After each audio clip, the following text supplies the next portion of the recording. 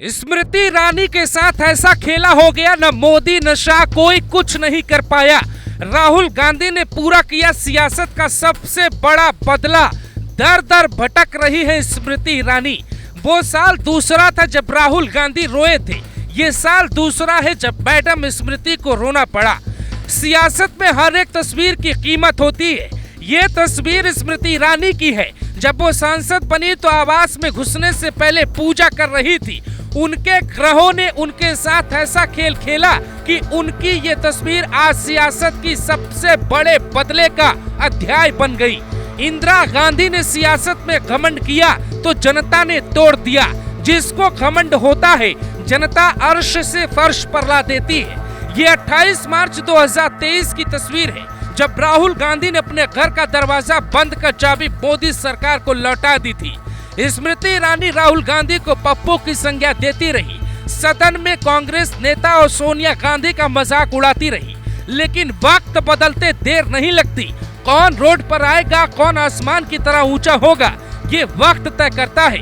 दिल्ली के जिस सरकारी आवास में स्मृति ईरानी रहती थी उसका नेम प्लेट बदल दिया गया है, यानी बंगला खाली हो गया। लेकिन साल 2023 राहुल गांधी की संसद से सदस्यता रद्द कर दी गई। बीजेपी ने बंगला खाली करने की मांग की और फिर उन्हें उस बंगले को छोड़कर जाना पड़ा। 28 मार्च 2023 को राहुल गांधी की आंखें भरी थी, लेकिन सियासत में कोई रोता थोड़ी है। राहुल गांधी ने घर खाली करते वक्त वीडियो बनाया। उस वक्त राहुल गांधी का सूरज डूब रहा था। कहानी देख के लग रहा था राहुल शायद सियासत में कभी लौट कर ना आ पाए। बीजेपी का आत्मविश्वास ऐसा था जैसे 400 सीटें आ जाएंगी, लेकिन वक्त और हालात कब बदल जाए ये कौन जानता है। कांग्रेस कोर्ट जाती है, कोर्ट के कहने पे राहुल गांधी को वो बंगला दोबारा मिल जाता है। लेकिन राहुल की जिद थी, जीत कर आएंगे तो बंगला वापस लेंगे। पूरा देश चुनाव में गया। स्मृति ईरानी भी अमेठी से चुनावी मैदान में उतर गई। कांग्रेस ने लंबे वक्त बाद केएल शर्मा नाम का उम्मीदवार उतारा। ऐसा लगा स्मृति ईरानी चुनाव जीत जाएंगी, लेकिन केएल शर्मा ने चुनाव हरा दिया और यहीं से कहानी बदली और नई कहानी शुरू हुई। स्मृति ईरानी पिछले 10 सालों से सरकारी बंगले में रहती थी, जो अब उन्हें खाली करना पड़ा। 28 तुगलक बंगले में स्मृति ईरानी का नेम प्लेट हट गया। ऐसा सियासत में होता रहता है। आज बीजेपी को बंगला खाली करने पे बुरा लग रहा होगा, लेकिन राहुल गांधी पर भी तो हंसे थे।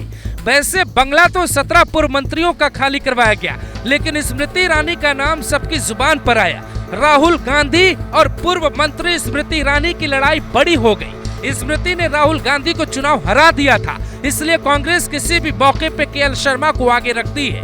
केएल शर्मा जब जीत के बाद राहुल गांधी और सोनिया गांधी से मिलने गए तो उनके साथ ऐसा व्यवहार किया गया जैसे वो गांधी परिवार के बेहद खास हो। सोनिया गांधी खुद खातेदारी कर रही थी। राहुल गांधी भी वहाँ मौजूद थे, क्योंकि सवाल सिर्फ एक सीट का नहीं था, सवाल था कुर्सी लौटाने का।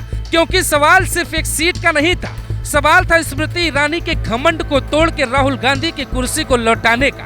सियासत में ऐसा आमतौर पे होता है। बंगला खाली करने के सवाल पर स्मृति ईरानी भड़क जाती है, लेकिन कानून कानून होता है।